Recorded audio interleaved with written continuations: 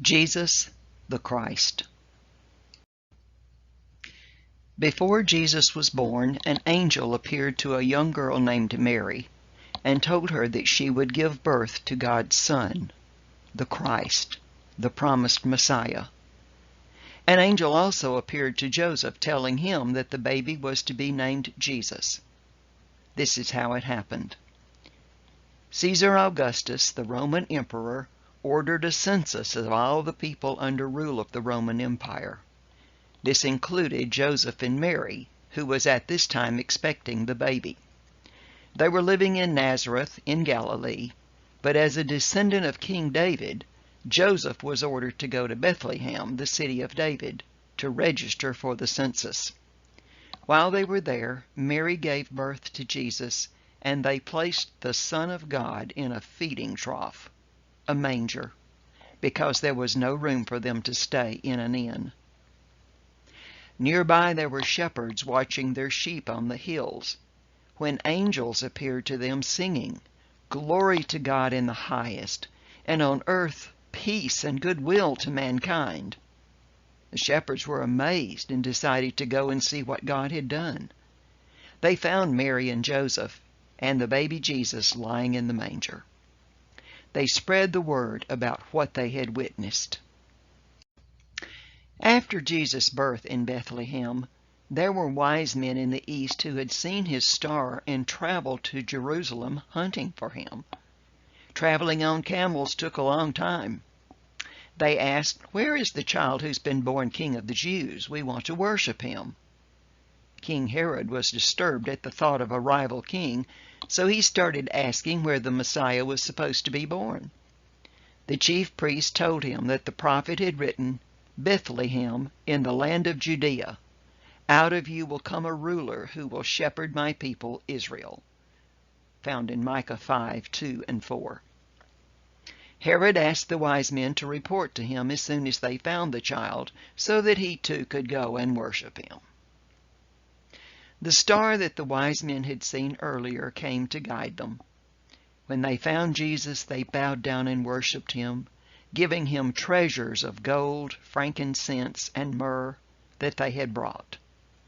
However, they were warned in a dream that Herod wanted to kill Jesus, and that they were to return home another way so that Herod would not find them.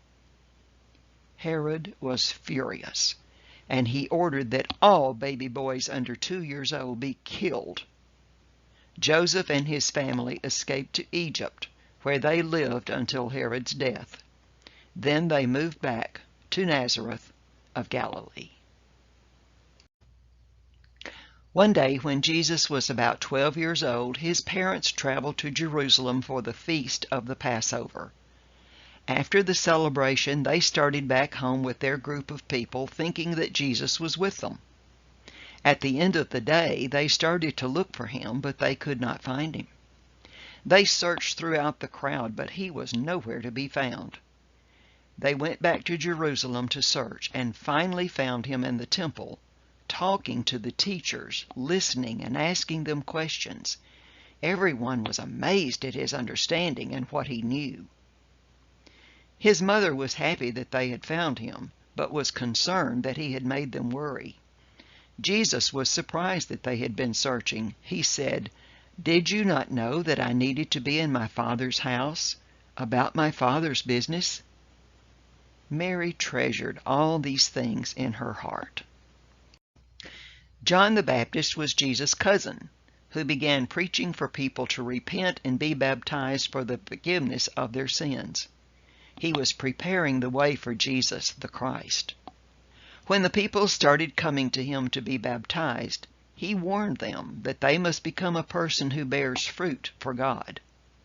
They asked him what they should do, and he answered, "The man who has 2 coats should share with the one who has none, and the person with food should share with the one who has none." The tax collectors asked what they should do, and he told them not to collect more from people than was required.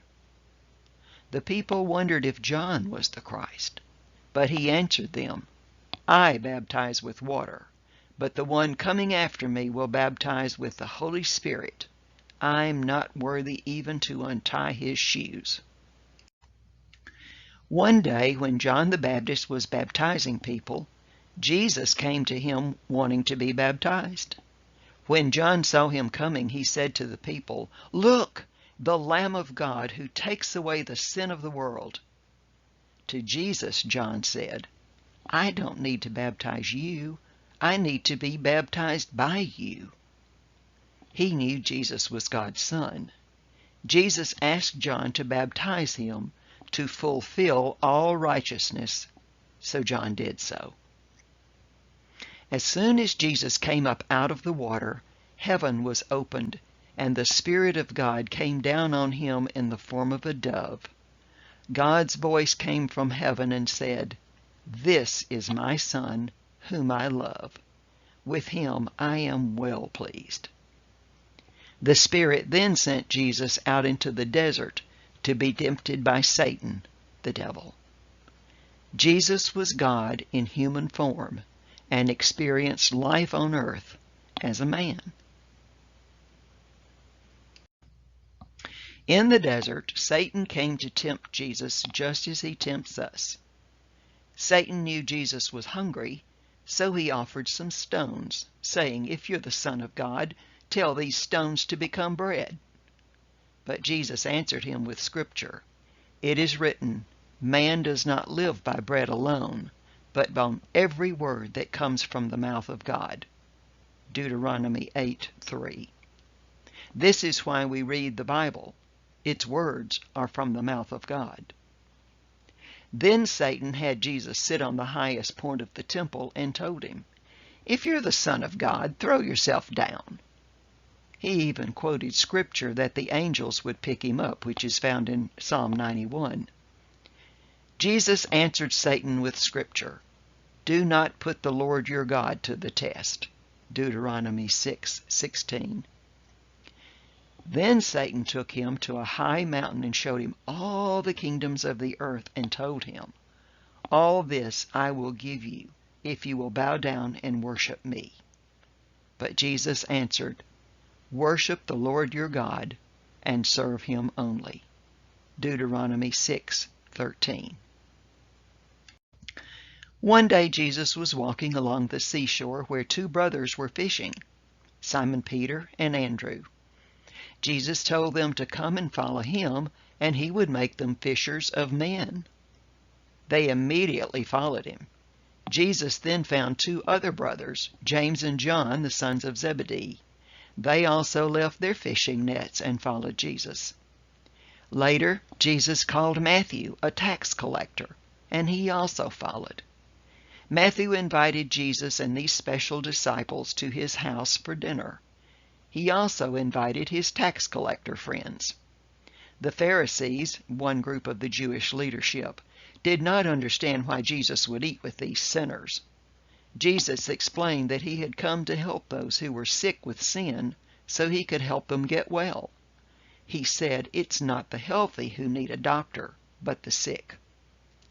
Jesus continued to choose 12 men, special disciples called apostles, who would learn from him and help him teach the people.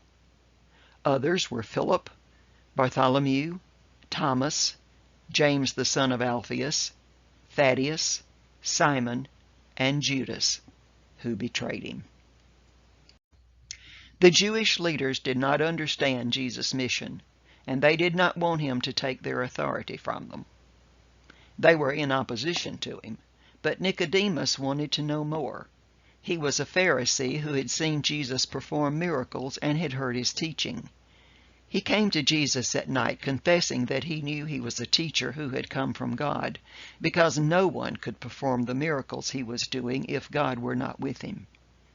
Jesus told Nicodemus that no one can see the kingdom of God unless he is born again. Nicodemus wondered how one could enter his mother's womb and be born again, and Jesus explained that those in the kingdom are reborn of the Spirit. He continued, referencing his own death when he said to Nicodemus that the Son of Man must be lifted up, and that everyone who believes may have eternal life in him. For God so loved the world that he gave his one and only Son, that whoever believes in him shall not perish, but have eternal life. John 3:15 and 16.